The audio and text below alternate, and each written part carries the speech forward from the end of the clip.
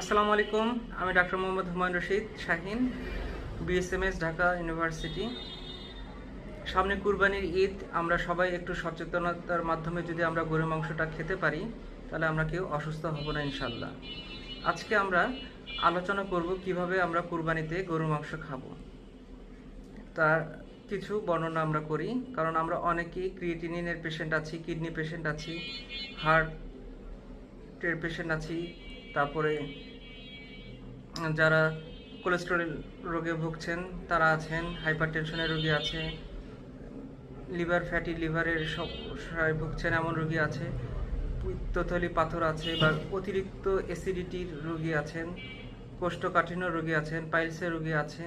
এই ধরনের রোগীরা কিভাবে কুরবানির মাংস খেলে সহজে হজম করতে পারবে এবং কোনো ডিফিকাল্টিস দেখা দিবে না, আমরা সেই সম্পর্কে আজকে আলোচনা করব।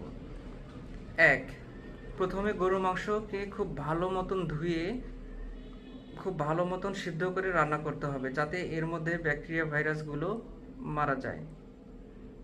দুই, আমরা গরুর মাংস বা যে কোনো খাসির মাংস যেটাই হোক, সেটা যতটা খাবো তার থেকে বেশি পরিমাণ শাকসবজি খাবো, যাতে করে এই ফাইবারটা গরুর মাংসটাকে বা মাংসগুলোকে অ্যাডজাস্ট করে ডাইজেস্ট করতে সুবিধা করে, যাতে করে কোষ্ঠকাঠিন্য বা যারা গ্যাসের সমস্যা ভুগছেন তারা যেন এফেক্টেড না হন। তিন, যাদের কোলেস্টেরল বেশি বা ক্রিয়েটিনিন বেশি তারা রেড মিট একেবারে অ্যাভয়েড করবেন না।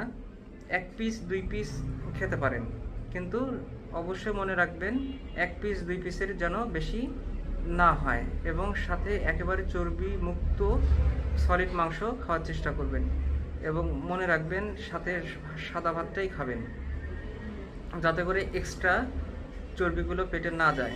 জাস্ট কুরবানি উপলক্ষে 1 পিস থেকে 2 পিস, এর বেশি যেন সারাদিনে না খান, না হইলে ক্রিয়েটিনিনের এবং কিডনি রোগীরা অসুস্থ হয়ে পড়ে যেতে পারেন। আর 4, গরুর মাংস আমরা বেশি বেশি খাবো না, একেবারে পরিমিত, আমরা যেভাবে আমরা অন্যান্য সময়গুলোতে খাই ঠিক সেই পরিমাণগুলোতেই আমরা খাবো। অতিরিক্ত আমরা কখনোই খাবো না। দাওয়াতে বা বাসায় যে কোনো জায়গায় গরুর মাংস আমরা অতিমাত্রায় খাবো না, এতে করে আমাদের ডাইজেস্টিভ প্রবলেম দেখা দিতে পারে, ফুড পয়জনিং দেখা দিতে পারে, বা ঈদের মধ্যে আমরা আনন্দঘন একটা সময়ে অসুস্থ হয়ে ডায়রিয়া হয়ে বা বদহজম হয়ে বাসায় পড়ে থাকতে হবে না হলে। তো সেজন্য অবশ্যই আমাদের